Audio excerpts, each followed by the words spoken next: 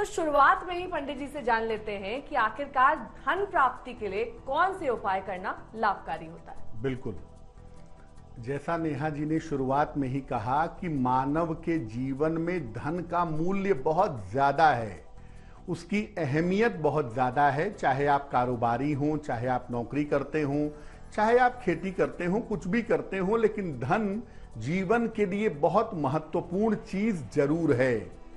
धन प्राप्ति के लिए कैसे उपाय करने चाहिए? देखिए, धन प्राप्ति के लिए मुख्यतः मां लक्ष्मी की उपासना की जाती है। माता लक्ष्मी के हालांकि 8 स्वरूप हैं और उसमें एक स्वरूप है धन लक्ष्मी का, लेकिन जिन माता लक्ष्मी की हम पूजा करते हैं वो है माता धन लक्ष्मी, जिनकी पूजा हम करते हैं। इसके अलावा कुबेर को धन का स्वामी मानते हैं, तो कुबेर की पूजा से भी लाभ होता है। और शुक्र होता है समृद्धि का मालिक, प्रॉस्पेरिटी का मालिक, तो शुक्र ग्रह से भी लाभ अवश्य होता है। शुक्रवार को अगर आप छोटे छोटे उपाय करें, छोटी छोटी बातों का ध्यान रखें, तो इससे भी धन का लाभ सरलता से होता है। धन लाभ के लिए आप कभी कभी अगर दान भी करते रहें तो इससे भी आपको धन लाभ की संभावनाएं बन जाती हैं। यानी 2 बातें महत्वपूर्ण हो गईं। एक, माता लक्ष्मी की उपासना, शुक्र को मजबूत करना, ये सबसे महत्वपूर्ण बात है धन प्राप्ति के लिए। और दूसरा है कि आप दूसरों की कितनी सहायता करते हैं, दान कितना करते हैं, दूसरों की देखभाल कितनी करते हैं, इससे भी आपकी समृद्धि का और धन प्राप्त करने का सीधा संबंध समझा जाता है। तो धन प्राप्ति के लाभकारी उपाय यहाँ पर बेहद सरल और आसान तरीके से आप जान पा रहे हैं हमारे खास कार्यक्रम भाग्य चक्र में। लेकिन अगर कारोबार में धन पाना हो तो क्या उपाय करें? कई बार हम पूरी जान सब कुछ अपना एक कारोबार में लगा देते हैं, लेकिन धन की प्राप्ति नहीं होती है, यानी कि वो सफल नहीं हो पाता है, तब क्या करना चाहिए? अगर हम कारोबार की बात करें, व्यापार की बात करें कि आप बिजनेस करते हैं, बहुत मेहनत कर रहे हैं, निरंतर कोशिश कर रहे हैं, लेकिन कारोबार में आपको लाभ नहीं हो रहा है, तो व्यापार में लाभ के लिए क्या करें? शुक्रवार के दिन गुलाबी फूल पर बैठी हुई लक्ष्मी जी का चित्र अपने काम की जगह पर स्थापित करिए। एक लक्ष्मी जी का चित्र ले आइए शुक्रवार को, जिसमें वो गुलाबी फूल पर बैठी हो और उनके हाथों से धन गिर रहा हो। इन्हें हम धन लक्ष्मी कहते हैं। इसके बाद आप एक नियम बना लें कि मां लक्ष्मी को गुलाब का इत्र अर्पित करेंगे। रोज आप जब भी अपने कारोबार की जगह पे जाते हैं तो जरा सा रुई में लगा करके उनको गुलाब का इत्र अर्पित करें और उसके बाद उसी इत्र को स्वयं लगा लें, तब काम की शुरुआत करें।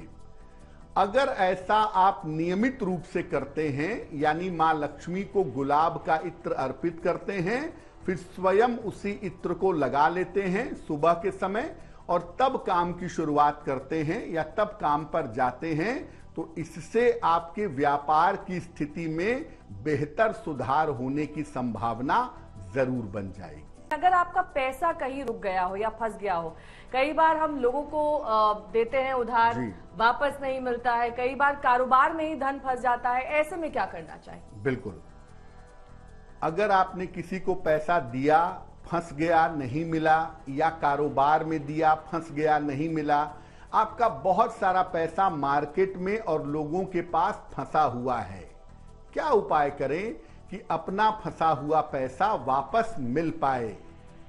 शुक्रवार के दिन गरीबों में मिठाई और कपड़े बांटिए। हर शुक्रवार को न भी कर पाए तो कम से कम महीने में एक शुक्रवार को गरीबों में मिठाई और कपड़े बांटिए और जल में थोड़ा सा दूध मिला करके 1 लोटा जल लें, उसमें 1 चम्मच दूध मिलाएं और चंद्रमा को अर्घ देंगे, चंद्रमा को जल देंगे शुक्रवार को। और इसके बाद चंद्रमा से प्रार्थना करेंगे कि आपका फंसा हुआ रुका हुआ धन आपको प्राप्त हो जाए। ये उपाय आप निरंतर शुक्रवार के शुक्रवार करते रहें और ध्यान रखें कि अगर आप ये प्रयोग कर रहे हैं तो शुक्रवार को सात्विक रहिएगा, मांस मदिरा का प्रयोग मत करिएगा। अगर आप ऐसा नियमित रूप से करें तो आपका रुका हुआ, फंसा हुआ, डूबा हुआ धन मिलने की संभावना निश्चित रूप से बन जाएगी। तो ये तो बात हुई कि आपके पैसे की, अगर वो कहीं रुका हुआ हो। लेकिन अगर नौकरी में धन नहीं मिल रहा हो पंडित जी, नौकरी में प्रमोशन नहीं है, लेकिन नौकरी में मेहनत भी कर रहे हैं लेकिन इंक्रीमेंट नहीं हो रहा है, तब क्या करें? बिल्कुल। अब दो हिस्से हैं जीवन के। एक तो आप व्यापार करते हैं, उसमें पैसा कैसे बढ़ाएंगे वो आपने जाना। अब अगर आप नौकरी करते हैं, समय पे प्रमोशन नहीं होता, समय पे इंक्रीमेंट नहीं होता, एक ही जगह पे आप रुक गए हैं, पैसा न तो बढ़ता है न तो आता है, क्या करें? शुक्रवार के दिन पीपल के वृक्ष के नीचे मिठाई और पानी रख दें। सफेद मिठाई हो तो बेहतर होगा। एक पत्ते पर या एक कागज की जो प्लेट आती है उसमें आप मिठाई और पानी पीपल के वृक्ष के नीचे रख दें और इसके बाद वृक्ष की 3 बार परिक्रमा करें और फिर नौकरी में उन्नति की प्रार्थना करें। ऐसा हर शुक्रवार को करें। और जहां तक सफेद मिठाई की बात है, बताशा भी हो सकता है, बताशा नहीं है तो सफेद चीनी भी हो सकती है, वो भी आप रख सकते हैं। इससे आपके नौकरी में आर्थिक फायदे, पैसे रुपए का लाभ होने की संभावना बनेगी। साथ ही साथ जो लोग भी नौकरी में तरक्की चाहते हैं, उन्नति चाहते हैं, उन्हें कुछ पीपल के पौधे जरूर लगवा देने चाहिए। सार्वजनिक स्थानों पर, पार्क में लगवा दें, सड़क के किनारे लगवा दें, मैदान में लगवा दें, पीपल के पौधे जरूर लगवा दें और शुक्रवार का उपाय करते जाएं। नौकरी में आपको धन का लाभ होगा, नौकरी में आपकी आर्थिक स्थिति बेहतर होगी। तो नौकरी में लाभ पाने के तरीके, आर्थिक तरक्की के तरीके यहाँ पर पंडित जी ने आपको बताया। लेकिन अगर विरासत में धन पाना हो, यानी कि पैतृक संपत्ति हासिल हो जाए, किसी का लैंड आपको जमीन मिल जाए या फिर कोई और किसी तरीके का पैतृक आपको धन पाना हो, तब आप क्या करें?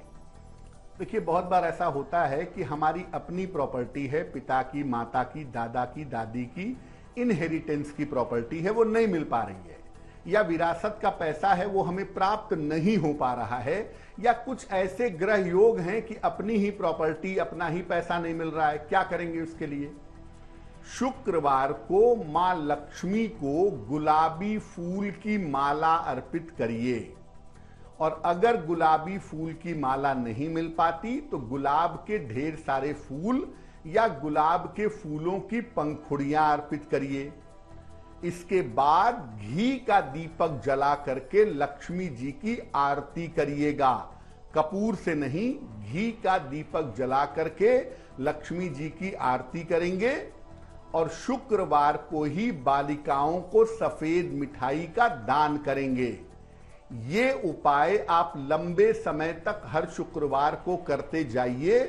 अगर आपको आपकी विरासत का पैसा नहीं मिल रहा, विरासत की संपत्ति नहीं मिल रही, विरासत का हिस्सा नहीं मिल रहा, तो ये उपाय लंबे समय से करने पर आपको निश्चित रूप से आपके विरासत का धन, संपत्ति प्राप्त हो जाएगी।